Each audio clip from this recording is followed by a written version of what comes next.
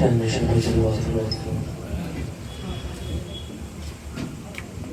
مخلوق سننا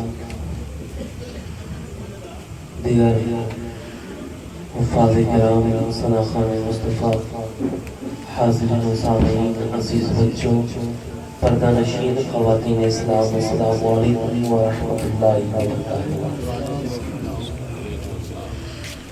نحمده ونصلي على رسوله الكريم اما بعد فاعوذ بالله من الشیطان الرجیم بسم اللہ الرحمن الرحیم ورفعنا لك ذکرک صدق اللہ العظیم وصدق رسولہ النبی الامین المتین الکریم ونحن على ذلك لمن الشاہدین والشاکرین والحمد للہ رب العالمین۔ تمام تعریف حمد و ثنا اسی کو زیبا جو تمام عالمین کا رب ہے،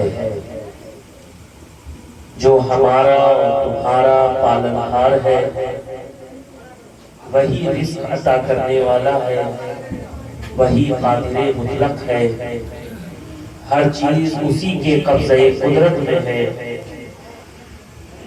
جس کی شان الحمدللہ رب العالمین۔ کروڑوں درود و سلام حضور سرور دو عالم صلی اللہ تعالی علیہ وسلم کی بارگاہ میں، جن کی شان وما ارسلناک الا رحمۃ للعالمین۔ شاعر کہتا ہے عزیزو آؤ شہد و سرا کی بات کریں، درود پڑھ کے رسول خدا کی بات کریں۔ اب پڑھو درود پڑھو مومنوں کرینے سے، حضور خود ہی چلے آئیں گے مدینے سے۔ ایک مرتبہ عقیدت و محبت کے ساتھ جی لگا کر آواز بلند درود پاک پڑھیے اللہم صلی علی سیدنا حبیبنا مولانا صلو علیہ السلام علیہ یا رسول اللہ صلی اللہ علیہ وسلم۔ حضرات، جیسا کہ آپ کے علم میں ہے کہ مولانا رحمت اللہ صاحب نے یہ محفل برائے سال ثواب سجایا ہے، اور یہ مختصر سی محفل ہے، اور میں انہی کی محبت پر اور انہی کی محبت بری دعوت پر میں ان کے آج اس جگہ تشریف لایا ہوں، اور وقت کی گنجائش نہیں کہ لمبی چوڑی گفتگو کی جائے، اور مسلسل سفر کی وجہ کر طبیعت بھی جو ناساز ہے، اور اس کے بعد بھی مجھے خطاب کرنے جانا ہے، اس لیے مختصر اور گاہے گاہے ایسا مجمع اور ایسی سماعت ملتی ہے۔ بہرحال کچھ باتیں آپ کے درمیان رکھ دوں، بالکل آسان لب و لہجے میں، تاکہ ہر خاص و عام کو میری گفتگو سمجھ میں آئے۔ میں یہاں پر قافیہ پیمائی یا ولولہ انگیز خطاب کرنے کے لیے نہیں آیا، بس ایک تو بات بھی اگر آپ میری سمجھ جائیں تو آج کی یہ محفل کامیاب ہو جائے گی۔ عزیزان گرامی وقار، کچھ سننے اور سنانے سے قبل میں چاہتا ہوں چند اشعار نعت پاک کے سناؤں۔ اس سے پہلے یہ چار مصرع دیکھیے کہ نہ عشوہ تراز ہیں ہم لوگ، نہ عشوہ تراز ہیں ہم لوگ، نہ کسی کے ایاز ہیں ہم لوگ، عاشق بارگاہ مصطفی خادم شاہباز ہیں ہم لوگ، عاشق بارگاہ مصطفی خادم شاہباز ہیں ہم لوگ، خادم شاہباز ہیں ہم لوگ۔ اور یہ اشعار بھی آپ دیکھیں، میں نے کہنے کی کوشش کی ہے کہ جس پہ کرم آپ کا ایک بار ہوا ہے۔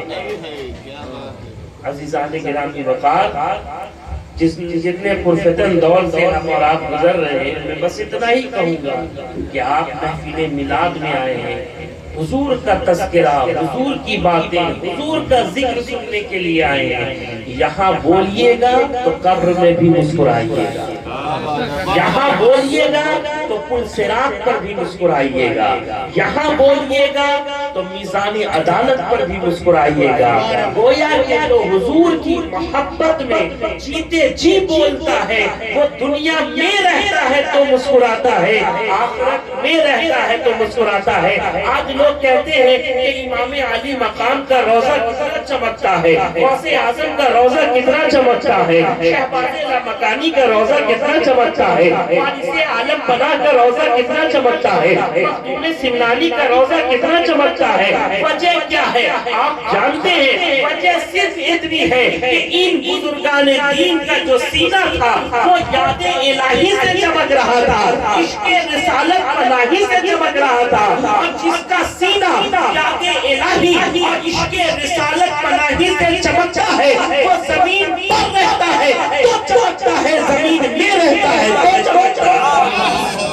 اس لیے حضور کی محبت میں بولیے بولیے بولیے بولیے، میں یہی کہوں گا حضور کی محبت میں بولیے۔ صرف روڈ پر بولنے سے کام نہیں چلے گا، صرف ایک پوسٹر چل جانے یا پھٹ جانے پر بلبلا اور ہنگامہ برپا کرنے سے کام نہیں چلے گا۔ محفل میلاد میں بولیے، مسجدوں میں بولیے، آج بولنے کی ضرورت ہے پیارے۔ تبھی تو شاعر کہتا ہے، توجہ چاہتا ہوں، کہ جس چیز پہ کرم آپ کا ایک بار ہوا ہے، کونین میں وہ صاحب کردار ہوا ہے، کونین میں وہ صاحب کردار ہوا ہے، اور جو ان کی محبت میں گرفتار ہوا ہے، جو ان کی محبت میں گرفتار ہوا ہے، جنت میں وہی جانے کا حقدار ہوا ہے،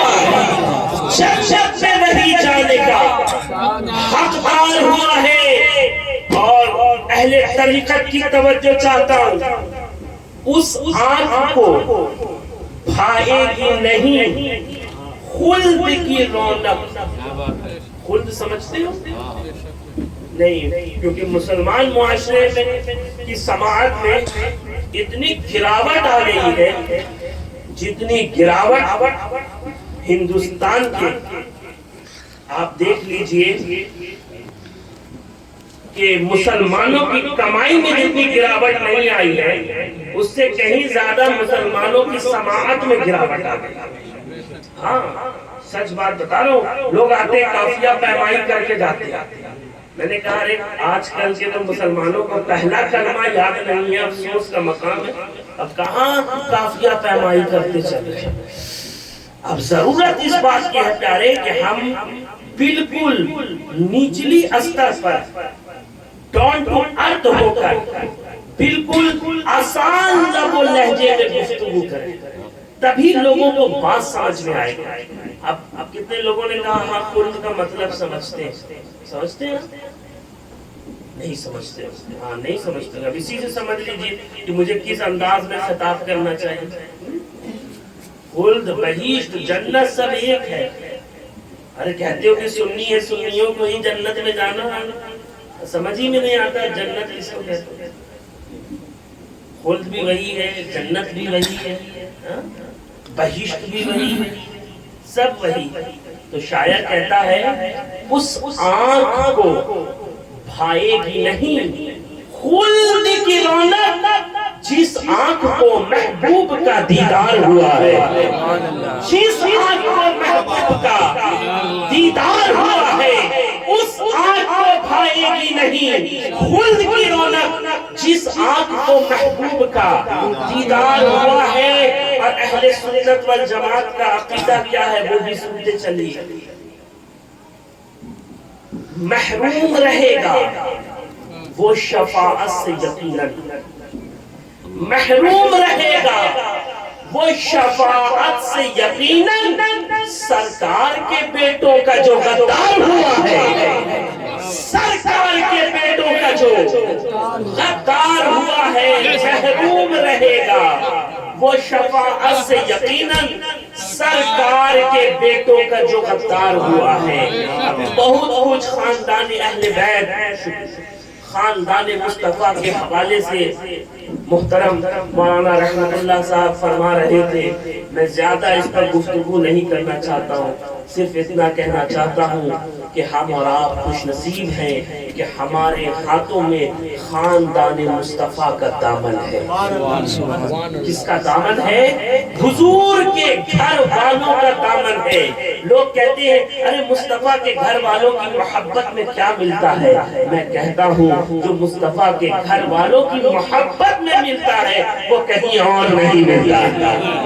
آپ دیکھیں میں اپنی طبیعت سے گفتگو نہیں کر رہا ہوں، آپ دیکھیں توجہ فرمائیں، مصطفیٰ کریم صلی اللہ تعالیٰ علیہ وسلم نے فرمایا کہ جو میرے خاندان والوں کی محبت میں مرتا ہے وہ شہادت کا درجہ اور ثواب پاتا ہے، بغیر گردن کٹائے وہ شہادت کا درجہ اور ثواب پاتا ہے۔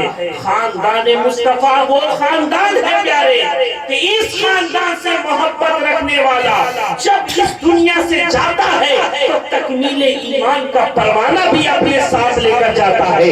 خاندان مصطفیٰ حضور کا گھرانہ وہ گھرانہ ہے پیارے کہ اس خاندان سے محبت رکھنے والے کی قبر زیارت گاہ ملائکہ بن جاتی ہے۔ یہ وہ خاندان ہے کہ اس خاندان سے محبت رکھنے والا دنیا میں بھی کامیاب ہوتا ہے اور حشر کے میدان میں بھی کامیاب ہوتا ہے۔ عزیزان گرامی وقار، اس خاندان سے محبت رکھنے والا، اس خاندان سے محبت رکھنے والا گویا کہ دونوں جہان میں کامیاب ہوتا ہے، لیکن یہیں پر ٹھہر کر کہنا چاہتا ہوں کہ اس خاندان سے بغض و حسد رکھنے والا دنیا و آخرت میں تباہ و برباد ہو جاتا ہے۔ اللہ اکبر کبیرہ، اگر کوئی شخص کعبہ و حرم میں جا کر عبادت کرے، مقام ابراہیم پر نماز پڑھے، حجر اسود کا بوسہ لے، پھر بھی اس کے دل میں خاندان مصطفیٰ کا ذرہ برابر بھی بغض، حسد، جلن، کینہ ہوا، تمام تر عبادتیں اس کے منہ پر مار دی جائے گی اور اسے جہنم میں دھکیل دیا جائے گا۔ تمام تر عبادتیں اس کے منہ پر مار دی جائے گی اور اسے جہنم میں دھکیل دیا جائے گا۔ لیکن آج دیکھیے جو لوگ کسی کو نہیں بولتے وہ سادات کو بولتے ہوئے نظر آتے ہیں۔ آج جو کہیں جن کی زبان نہیں کھلتی ہے وہ خاندان مصطفیٰ کے سامنے بولتے ہوئے نظر آتے ہیں۔ میں انہی لوگوں کے یہ چار مصرے آج پڑھ کر جانا چاہتا ہوں کہ زمانہ کتنا بدل گیا ہے، کسی کا احترام کیا ہے، شریف عزت بچا رہے ہیں، سلیم کہتے ہیں دام کیا ہے، اور مجال دیکھو کہ سیدوں پر وہ لوگ انگلی اٹھا رہے ہیں جنہیں ابھی تک خبر نہیں ہے حلال کیا ہے، حرام کیا ہے۔ سبحان اللہ، اللہ یا رسول اللہ، کالیا شہبازیہ شہبازی دولا حضور احرار ملت آ رہے ہیں گائی۔ زمانہ کتنا بدل گیا ہے، کسی کا احترام کیا ہے، شریف عزت بچا رہے ہیں، ذلیل کہتے ہیں دام کیا ہے، اور مجال دیکھو کہ سیدوں پر وہ لوگ انگلی اٹھا رہے ہیں جنہیں ابھی تک خبر نہیں ہے حلال کیا ہے، حرام کیا ہے۔ لیکن اللہ کا شکر ہے کہ ہمارے اور تمہارے ہاتھوں میں خاندان مصطفیٰ کا دامن ہے، حضور کے گھر والوں کا دامن ہے، اور وہ خوش نصیب ہے جس کے ہاتھوں میں خاندان مصطفیٰ کا دامن ہے۔ ابھی مولانا رحمت اللہ صاحب پر آ رہے تھے، لیکن میں بھی اپنی طبیعت سے نہیں کہہ رہا، انہوں نے بھی اپنی طبیعت سے نہیں کہا، مصطفیٰ نے کہا، مصطفیٰ نے کہا۔ حجۃ الوداع کے موقع پر سرکار نے کیا فرمایا کہ میں تمہارے درمیان دو وزنی چیزیں چھوڑے جا رہا ہوں، اگر تم ان دونوں کو مضبوطی سے تھامے رہو گے تو کبھی گمراہ نہیں ہو سکتے۔ وہ دو چیزیں کیا تھی، کیا ہیں؟ تو مصطفیٰ نے صاف کہہ دیا کہ ایک اللہ کی کتاب قرآن ہے، دوسری میری اولاد، میرے اہل بیت ہے، میرے گھر والے، میرے خاندان والے۔ لیکن زمانے نے کیا کیا، لوگوں نے کیا کیا، امت نے کیا سلا دیا۔ اور ایک بات کہوں، قرآن میں آیا ہے، جس طرح آپ لوگ کہتے ہیں کہاں لکھا ہے، کہاں لکھا ہے، جو لکھ نہیں سکتا، جو پڑھ نہیں سکتا، اس دور میں وہ بھی کہتا کہاں لکھا ہوا دکھائیے تو۔ کہاں لکھا ہوا؟ لوگ کہتے ہیں ارے 11ویں بنانا کہاں لکھا؟ جلوس محمدی نکالنا کہاں لکھا؟ جو خود نہیں پڑھ سکتا، جو خود یتیم العلم ہے، جسے آپ درست کرنے کا طریقہ نہیں معلوم ہے، کئی انگلی لگایا جائے گا، کئی انگلی نہیں لگایا جائے گا، وہ بھی اعتراض کرتا ہے۔ لوگ کہتے ہیں کہاں لکھا ہوا؟ اتنا دن مکے میں رہے، کبھی 11ویں شریف نہیں دیکھا، اتنے دن مدینے میں رہے، قطر میں رہے، سعودی عرب میں رہے، کبھی بھی جلوس محمدی نہیں دیکھا۔ لیکن لوگوں کو سمجھانے کے لیے غیر معیاری باتیں کرنی ضروری ہو گئی۔ میں کہتا ہوں اتنے دن سنڈاس میں رہے، کبھی خوشبو دیکھے؟ اتنے دن بیت الخلا میں بیٹھے، کبھی خوشبو پائے؟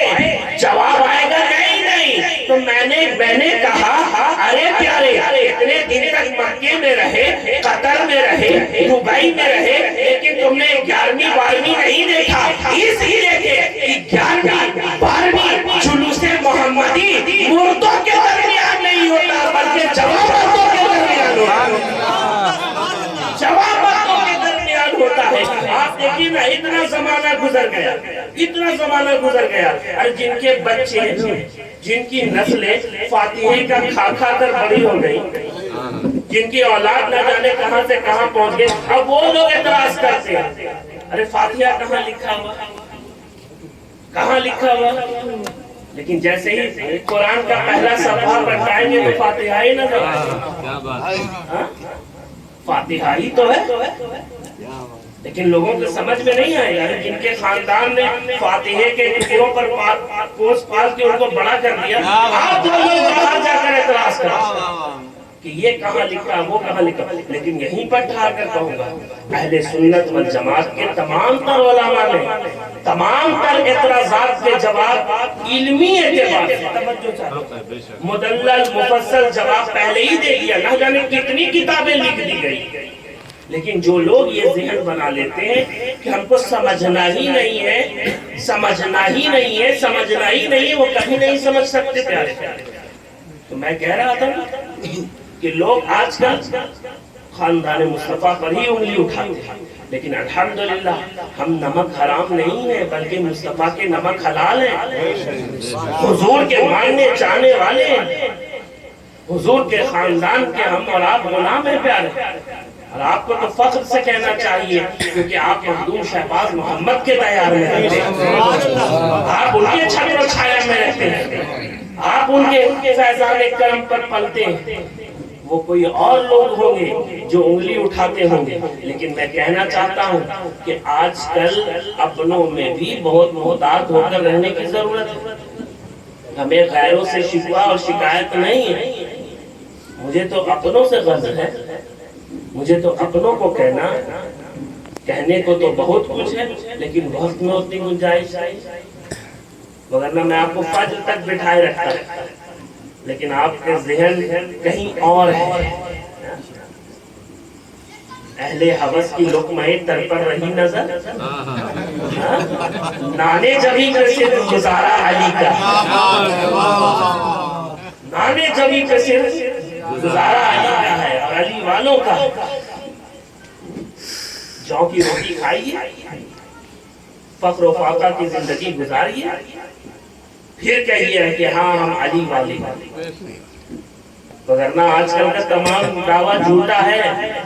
ابھی آپ دیکھ لیے شہر بھاگلپور میں کیا ہو رہا، الیکشن تو ہو ہی رہا، جس کو بھی سمبول کوئی پارٹی کا سایہ نہ ملا وہ نردلیے کھڑا ہو جاتا ہے۔ ہو رہا ہے کہ نہیں؟ بول یہ ہو رہا ہے کہ نہیں ہو رہا؟ ہو رہا، پھر کچھ لے کر بیٹھ جا رہا، یہ بھی ہو رہا۔ ایک خرابی ہم لوگوں میں یہ ہے کہ ہم لوگ اس بات کے عادی ہو گئے ہیں کہ ہمیں کسی نہ کسی کندھے کے سہارے چاہیے، کسی نہ کسی کندھے کا سہارا چاہیے۔ ہم اکثر نہ جانے کب سے دوسرے کے کندھے پر رکھ کر بندوق چلا رہے ہیں۔ میں یہی کہوں گا کہ اپنی قیادت کو مضبوط کیجیے، اپنی قیادت کو مضبوط کیجیے۔ میں کسی پارٹی کا سپورٹ نہیں کرتا، لیکن میں یہ کہوں گا کہ اپنی قیادت کو مضبوط کیجیے، ایسا نیتا چنیے جو آپ کے سکھ دکھ میں کھڑا رہے، جو آپ کی بات کو سمجھے، ہاں روڈ سے لے کر پارلیمنٹ تک جو آپ کی آواز کو بلند کر سکے۔ اتنا سال گزر گیا، لوگ کہتے ہیں کوئی حق بات آ کر کہتا ہے تو بی ٹیم اور سی ٹیم اور ڈی ٹیم میں لوگ بانٹ دیتے ہیں، 2% والے کا نیتا، 4% والے کا نیتا، 10% والے کا نیتا۔ ارے 12% والا اور 14% والا مکھ منتری کا دعویٰ کر رہا ہے، اور تم 18% ہو کر دری موڑتے رہو گے، دری بچھاتے رہو گے۔ تم اپنے اسلاف کو دیکھو کہ تمہارے بزرگ کیسے ہیں۔ ابھی نے کہا نا مولانا رحمت اللہ صاحب نے، مسلمان وہ مسلمان تھے جو میدان میں نکل آئے تو کسرا اور اس کے ساتھ قیصر کو کچل آئے، جہاں پہنچے زمین کو آسمان سے کر دیا اونچا، جہاں ٹھہرے کرو دیوار کے نقشے بدل آئے۔ سمندر میں بھی ان کی دوڑ سے راہیں نکل آئی، پہاڑوں پر بھی ان کے فیض پہ چشمے ابل آئے۔ یہ کون لوگ تھے؟ تمہارے ہی اسلاف تھے، تمہارے ہی باپ دادا تھے، تمہارے ہی بزرگ تھے، لیکن تم اپنا اور ہمارا حال دیکھو کہ ہم کہاں سے کہاں چلے آئے۔ اپنے اسلاف کی زندگی کو دیکھو، اتہاس کو اٹھا کر پڑھو، ہسٹری کا جائزہ لیجیے۔ صرف دعویٰ کرنے سے کام نہیں چلے گا، اپنے بزرگوں کی زندگی کو دیکھیے۔ شاعر نے کہا ٹل نہ سکتے تھے اگر جنگ میں اب جاتے تھے، پاؤں شیروں کے بھی پیدا سے اکھل جاتے تھے۔ یہ کون لوگ تھے؟ تمہارے ہی اسلاف تھے، تمہارے ہی بزرگ تھے۔ دشت تو دشت ہے، دریا بھی نہ چھوڑے ہم نے، بحرے ظلمات میں دوڑا دیے گھوڑے ہم نے۔ یہ کون لوگ تھے؟ تمہارے ہی اسلاف تھے۔ دی اذانیں کبھی یورپ کے کلیساؤں میں اور افریقہ کے تپتے ہوئے صحراؤں میں۔ یہ کون تھے؟ تمہارے ہی اسلاف تھے پیارے۔ ضرورت اس بات کی ہے کہ ہم اپنی قیادت کو مضبوط کریں، اپنے لوگوں کے حق میں بولیں۔ بس سادات اور علماء کے خلاف بولنے سے کام نہیں چلے گا۔ جہاں جہاں بننا انصافی ہو وہاں بولنے کی ضرورت ہے۔ لیکن ہمارا حال کیا ہو گیا؟ امام صاحب مصلی پر 1 منٹ لیٹ آئیں گے تب ہم بولیں گے۔ کیا بات ہے، روزانہ 5 وقت نہیں جائیں گے، لیکن جمعہ میں اگر امام صاحب نے 5 منٹ خطبہ لمبا دے دیا، تقریر کر دیا، پریشانی ہو گئی، لوگ فنڈ کم آنے لگا، کتنے کے سر چکرانے لگ جاتے ہیں، کتنے لوگوں کا کھانا ٹھنڈا ہو جاتا ہے۔ اسے بدلنے کی ضرورت ہے۔ میں تقریر کسی بھی موضوع پر الحمدللہ جتنا دیر آپ کہیں گے میں بول سکتا ہوں، لیکن میں کوشش یہ کرتا ہوں پیارے کہ آپ کے معیار کے مطابق آپ کو سمجھانے کے لیے، آپ لوگ جس بھاشا میں سمجھیے گا وہی بھاشا میں اب سمجھانے کی ضرورت ہے، اسی لینگویج میں اسی معیار کے مطابق گفتگو کرنے کی ضرورت ہے۔ لیکن ہمیں اور آپ کو اب بدلنے کی ضرورت ہے۔ صرف جذباتی تقریریں سن کر روڈ پر نکلنے سے کام نہیں چلے گا۔ آج کل لوگ تو اپنا عقیدہ 30 سیکنڈ کا ریل دیکھ کر بدل لیتے ہیں، 30 سیکنڈ کا ریل دیکھ کر، 60 سیکنڈ والا بھی نہیں، 30 سیکنڈ دیکھ کر ہاں یہ بات تو اچھی لگ رہی ہے، تمہارے اور میرے ذہن کے مطابق عقیدہ متعین نہیں ہوگا، طے نہیں ہوگا۔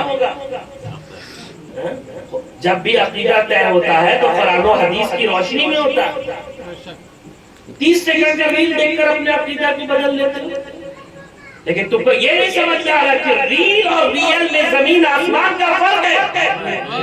ریل ریل ہے، ریئل ریئل ہے۔ جب ہم لوگ اسکول میں پڑھتے تھے تو بچے کے گارجین کہتے تھے نہیں میں ووٹر آئی ڈی کارڈ نہیں دکھاؤں گا۔